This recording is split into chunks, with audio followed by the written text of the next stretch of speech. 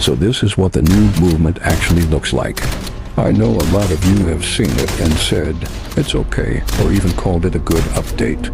Be honest for a second, this movement is flashy, and it doesn't belong in Call of Duty Mobile. Look at what's already happening. Even creators like Softbot, who initially was against it, are starting to warm up to it after seeing it more. And that's exactly how this kind of shift slowly becomes permanent. Before you know it, CODM won't feel like CODM. Anymore, it'll feel like a watered-down Warzone mobile clone. And that's the real issue here. Just because Warzone is massively successful doesn't mean its mechanics should be forced into Call of Duty Mobile. CODM is their most successful mobile game.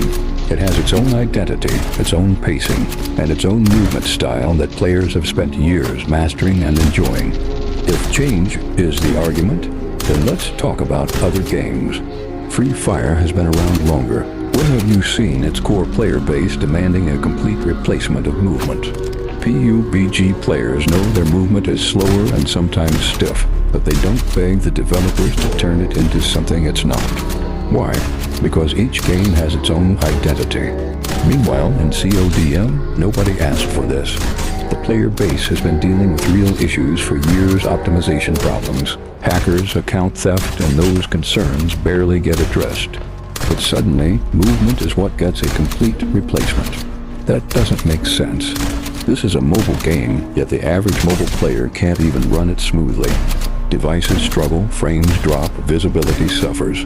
Compare that to something like Bloodstrike. Simple, yes, but optimized. A stable 30 FPS experience is better than inconsistent 60 FPS smoothness. Smoothness matters more than flashy movements, so why prioritize flashy movement over actual playability? At the end of the day, this isn't what many of us want.